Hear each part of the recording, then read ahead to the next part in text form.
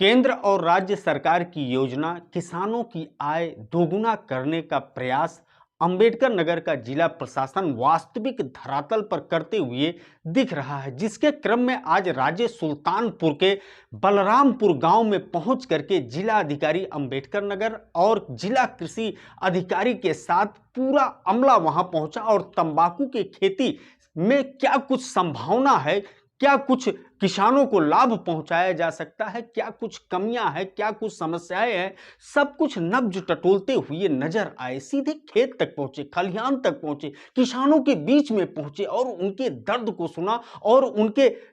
फायदे को सुना। सारे हर एंगल से जांच करते हुए जिलाधिकारी नजर आए। तो एबीएन न्यूज प्लस सीधे जिलाधिकारी के साथ इस समय पहुंच चुका है उस कार्यक्रम में जहां पर जिलाधिकारी को अपने बीच में पा करके तंबाकू किसान आह्लादित नजर आ रहे हैं, उनका स्वागत कर रहे हैं और अपनी बातें बता रहे हैं। तो सब कुछ हम आपको दिखाते हैं। तो चलिए हमारे साथ सीधे राज्य सुल्तानपुर के बलरामपुर गांव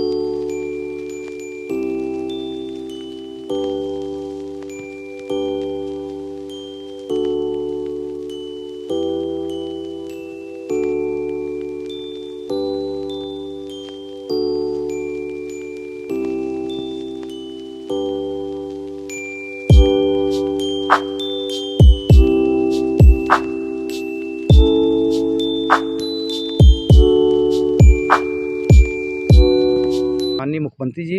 वो लगातार अपनी हर स्पीच में, हर उद्बोधन में इस बात को कहा है कि किसानों की आय को हर हालत में दोगुनी करनी होगी, जिससे किसान ही हमारे देश की अर्थव्यवस्था का रीढ़ की हड्डी है। किसान हमारा जो देश है वो किसानों का देश है और जो हमारे गांव हैं वहाँ की अगर अर्थव्यवस्था मजबूत होगी तो निश्चित रूप से पूरे देश की और प्रदेश की अर्थव्यवस्था मजबूत होगी। उसी की कड़ी में हम आज यहाँ पे जो हमारा जहांगीरगंज ब्लॉक है बलरामपुर गांव में आए हुए हैं और यहाँ पर जो तंबाकू की जो खेती है लगभग 1200 बीघे में हो रही है और उस खेती को करीब से देखने के लिए, जानने और समझने के लिए हम लोग यहाँ पर आए थे। यहाँ पर हमारे बहुत बड़ी संख्या में जो सेल्फ हेल्प ग्रुप की महिलाएँ हैं वो भी तंबाकू की खेती कर रहे हैं। बहुत से ऐसे लघु और सीमांत किसान हैं जो कि बड़े किसानों की ज़मीन को अधिया पर लेकर यहाँ तंबाकू की खेती कर रहे हैं और हम लोगों ने सबसे पूछा कि उनको बोने से लेकर उनकी जो यहाँ फसल तैयार होती है कितना खर्चा आ रहा है, उससे इनको कितना प्रॉफिट हो रहा है। और हम लोगों ने इससे जब पूरी जानकारी हासिल करने के बाद यहाँ पर हमारे साथ डीसी, हमारे जो